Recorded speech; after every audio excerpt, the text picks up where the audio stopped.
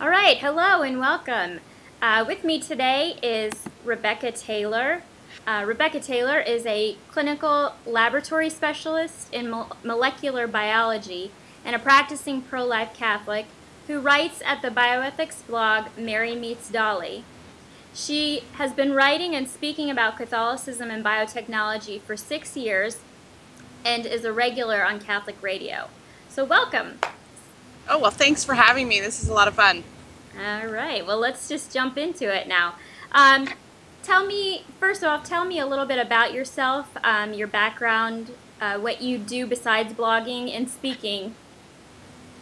Well, I have a bachelor's degree in biochemistry, and I also have a clinical certification in molecular biology, which means that I'm certified to do genetic testing in humans. So I did that for many years. My area of expertise is DNA sequencing, looking for mutations that cause disease in genes. And I have 4 children. And so once I had my 4th child, I felt like it was really a lot of work to have 4 kids and work. So now I'm at home and I homeschool 3 of my 4. My oldest is in high school, a junior in high school. So we're a busy, busy, busy bunch. All right. So you've got a lot going on. Well, how did you get started writing and speaking about Catholicism and biotechnology? Well, I think it was almost 7 years now. It's been a while. I was reading about stem cell research and cloning kind of in the height of the stem cell, wars, if you could call it that. And I went to a family party and there was an older gentleman there and we started talking and he knew more than anyone I'd ever met about stem cell research, and I was explaining to him all of the things I had learned by reading the books of scientists and lawyers and reporters on the subject. And he just was flabbergasted and he said, well, where did you get all this? And I said, well, I've just been reading a lot. He said, well, young lady, it's not good enough to read. You have to do something. And after the party, I found out he was a former U.S. congressman from California, which is exactly why he knew so much about what was going on.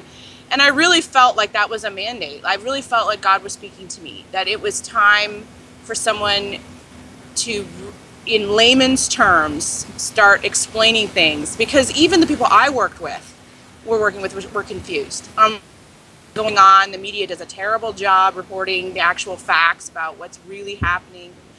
And so I felt like it needed to be done. And so my husband, who's the computer guy, set me up with a website and a blog, and I've been doing that ever since. For 7 years, I've been writing for the average Catholic, trying to explain issues of biotechnology to them in light of the Church's teaching on the sanctity of life and just in general, how we treat each other and how to guide us through this maze that we're living in. It's crazy. All right. Well, what kind of venues do you usually speak to? You said you actually, when in our last email exchange, you said you were driving 4 hours to give a talk. And what other speaking do you do or have you done? Well, every month I'm on the Sunrise Morning Show, which is syndicated on EWTN. That's with Brian Patrick, and a lot of people listen to that. I have friends who are always, I heard you on the radio. So, I do it a bit there. I do a lot of youth conferences, Catholic youth conferences. I went to Catholicism conference yesterday, so I drove quite a bit. A really long way to do a diocesan conference. And so, yeah, I have 3 talks that I give. There's one on stem cell research and cloning. That one's really popular. A lot of people think they know everything, and they actually don't know nearly as much as they think they know. And the ethics of genetic testing, which is interesting. I think a lot of people are really surprised at the laws that we have in this country and really what the ethics are surrounding genetics and testing. I have one on the ethics of genetic engineering. When is it morally appropriate to be genetically engineering humans? I mean, I think a lot of Catholics think never, but actually the Church does embrace genetic engineering in humans in certain circumstances. And so, I go through that. So, yeah, I do a lot of just educational ed classes and those types of things. So recently you wrote about being pro-life 3.0. What does that mean? Well, I'd love to take credit for the pro-life being pro-life 3.0. Unfortunately, I can't. There's a Christian named Scott Ray, I believe his name is, who came up with this, and it's just genius. So being pro-life 1.0 is all about the taking of life issues. Those are the abortion, the assisted suicide, euthanasia, those types of things. And most Catholics are well on board with that.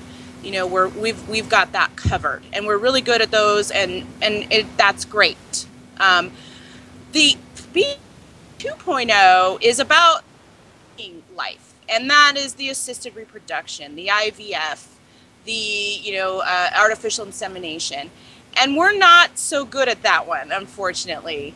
And that's not necessarily our fault, but we feel like if we comment about those things, especially with infertile couples, that somehow we're being mean or will be perceived as uncharitable or unchristian.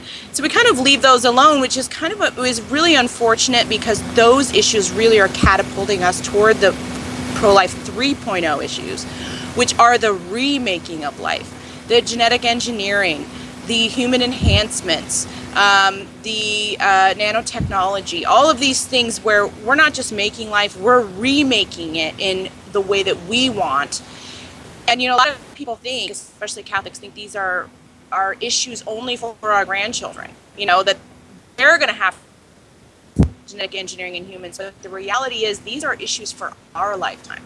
And I think we really need to pro-life 3.0. We can't leave the 1.0 behind. I mean, abortion is obviously a very important issue that we need to be fighting, but we can't be fighting that one to the exclusion of the 2.0 and the 3.0, because the 3.0 is going to be on us, and then we're going to go, what happened? How did this happen? And we really have to be aware of the way genetic engineering has been being perceived in the media and for our kids and these types of things. Well, when you do talk about these things with the average Catholic, what kind of reaction do you get when you talk to these people about these issues? Well, I think in general, a lot of people come in thinking that they know everything. They know a lot. I mean, they know they don't know everything, but they think they're pretty well versed. Unfortunately, my talks have been compared to a bad train wreck sometimes, where you can't take your eyes off of it, but it's just a horrific type of thing. I think they realize that there's so much more we need to do. There's so much more to this than just simply staying with the 1.0 issues. We really have to pray about and really work at educating our fellow citizens on the 2.0 and the 3.0. And so, yeah, I think a lot of people are very surprised at what is going on here, especially in the United States, and how much they didn't know before. Now, the Catholic Church is really kind of leading the way in the 1.0 issues. Do you think the Church is doing a sufficient job on staying on top of the 3.0 issues? And if not, what more could they do? Well, I think our Church in general, I think the hierarchy and the documents that we have available to us are excellent. They're really wise and have a wealth of information in them. And so the Church in general, I think, is doing an excellent job with the 3.0 issues. The problem is that those of us in the pew really aren't getting that message. It's not being explained to us in a way that we can understand, and it's not really being, we're not being shown the importance of it, and it's not something that we're being educated about, and that's kind of too bad, because there's so much we Catholics can do about these issues that are kind of emerging. These technologies are emerging. There's so much we could do to shape public opinion in the right way with the wisdom that we have, that our Church has given us. But we need to know about it. And so I think where we fail is really getting the word out in a way that everyone can understand. Well, you're trying to help with that, and thank you I'm for working that. on it. So finally, if somebody wants to check out your material or get in touch with you, where can they find you online? Well, you can always find me at my website, marymeetsdolly.com. And the blog is really where I live. You know, that's where I'm always at. I try to blog at least once a week. If You can also find my writings at Life News. I'm a blogger for Life News. I also blog at Creative Minority Report. The Archbold brothers have graciously allowed me to blog whenever I please, which I think was kind of maybe not wise on their part. And you can also sometimes find me my commentary at the National Catholic Register. So you can definitely find me there. In case you're wondering, your listeners are wondering why Mary Meets Dolly. I don't know Right. if we went over that. Well, first of all, the domain was available. And second, it's really about the dolly, the first cloned mammal from an adult cell, the sheep, you know, Dolly the sheep. She really is kind of considered the, quote, mother of modern biotechnology. So Mary Meets Dolly is quite literally the meeting of Mary and our mother, Christ's mother and the mother of the church, and Dolly, the perceived mother of modern biotechnology. And there, everyday Catholics can really learn about the cutting edge, what's going on, you know, and I do my best to make it easily understandable for the everyday. All right, you're doing a great job, and I thank you for that because I know in my own speaking and writing, these issues are just like you said, they're upon us, and we don't. The average Catholic, the average person in general, doesn't even know what's going on in our science labs. And so it's really kind of scary. We think of this as sort of science fiction stuff, and it's coming to fruition. I mean, it really is, Yes. and it's kind of scary. And so I thank you for helping in your own way, helping get the information out about that. Thank you very much. Well, thank you for everything you do as well. And I'm going to keep ringing the bell. All right, thanks a lot. Thank you.